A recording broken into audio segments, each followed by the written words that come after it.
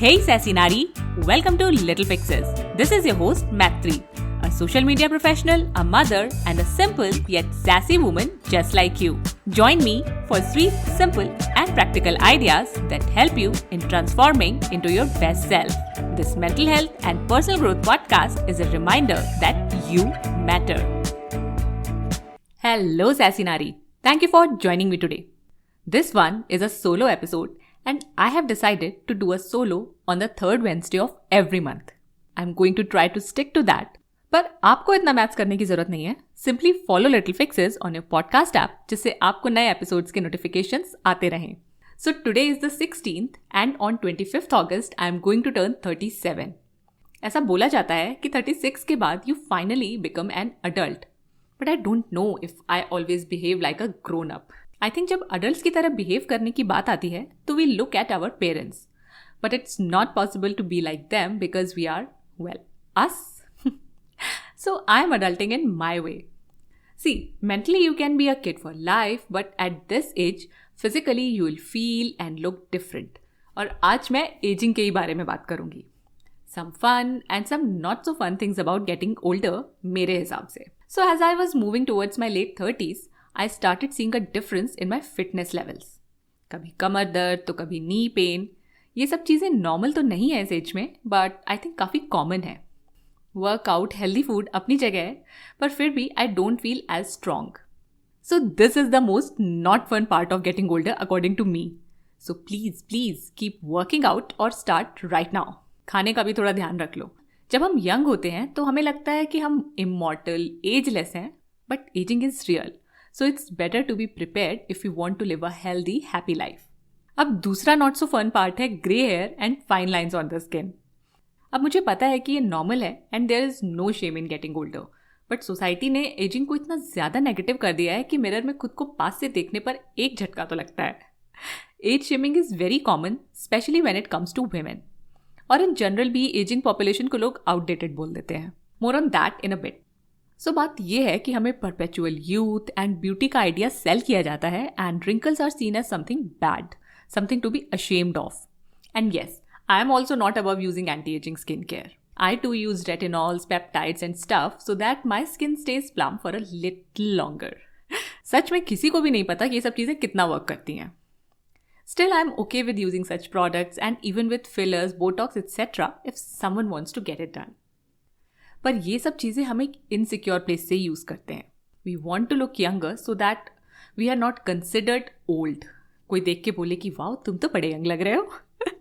So do whatever you want to do, but don't let your age mess up with your mental health. Ageing normal है तो उसके साथ हमारी body में जो changes हो रहे हैं वो भी तो नॉर्मल ही है ना.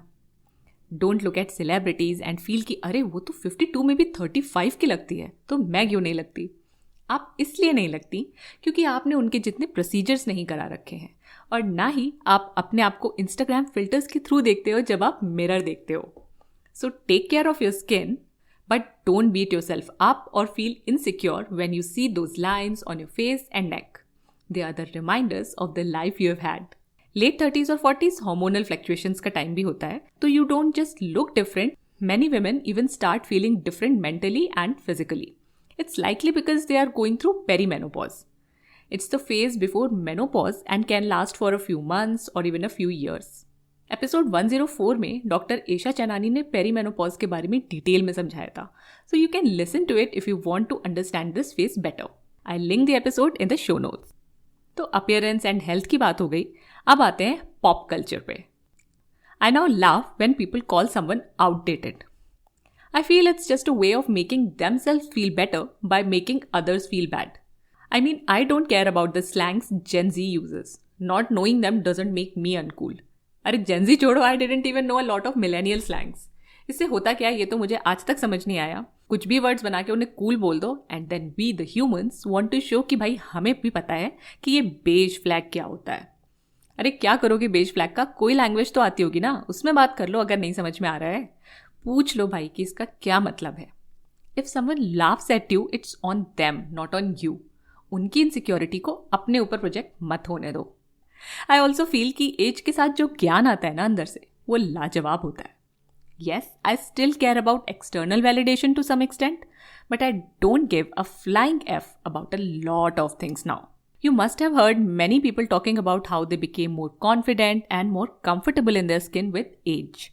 It's the same for me. ये मत पहनो, ऐसे बाल मत रखो, look like a married woman, always prioritize others. अरे क्यों भाई? I'll do as I please. बचपन में पेरेंट्स की सुनो, फिर इन-लॉज और फिर बच्चों की.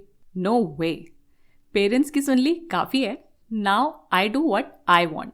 I'm not mean to people in general and rarely talk back, but मेरा जो मन होता है वैसे रहती हूँ, वैसे करती हूँ. ये पूजा करो, वो ज्वेलरी पहनो, एक और बेबी करो and things like that. I listen and I say that I don't want to do it and that's that. इससे ज़्यादा एक्सप्लेनेशन देने का मेरा कोई मन नहीं है. वैसे तो इस एज तक आते आते बहुत सी चीज़ें सेटल होने लगती हैं, but career wise I am still far from settle. I did not grow my social media management services because I want to grow this podcast and even have a completely different career in some time. Yes, it's never too late to take a U-turn and explore different career opportunities. देखो, मैंने ना 25 की as में एक stable job quit किया था और 37 की एज में I am earning more than what I would have earned अगर उसी जॉब में रहती तो. हाँ, सेफ्टी होती पर दिमाग का दही हो जाता because I hated it. Okay, you might say that it was easy for me because my husband was running the house while I was exploring different things. So yeah, financially अगर देखा जाए तो easy था, but जो job search है और जो upskilling है ये सब अपने आप ही करना होता है. और because I am that kind of person जिससे खाली नहीं बैठा जाता, तो मेरे लिए it was unsettling. But yes, if I have a privilege, I'll use it rather than feeling ashamed कि अपने husband पे dependent हो गई. Because I know many women who wish that they had that support. कोई भी privilege है तो उसे use करो. Just don't grab others' opportunities and also don't make feel others bad about their situation. अगर आपके पास privilege है तो आप उसको use करो, उसको show off करने की कोई ज़रूरत नहीं है, दूसरों को दिखाने की ज़रूरत नहीं है कि yeah, you are better than them. So my parting thoughts are, take care of your mental and physical health, show love to your skin, love yourself and do what your heart tells you to. Heart को follow करना हमेशा आसान नहीं होता है, तो don't beat yourself up अगर हर चीज़ आप उसी टाइम पे नहीं कर पा रहे हैं जब आपने सोचा था. Everything will come to you at the right time. Ending with my favourite affirmation, I approve of myself. I say it every day. You can also say it every day if it resonates with you. And if this episode resonated with you, please share it with a friend you care about.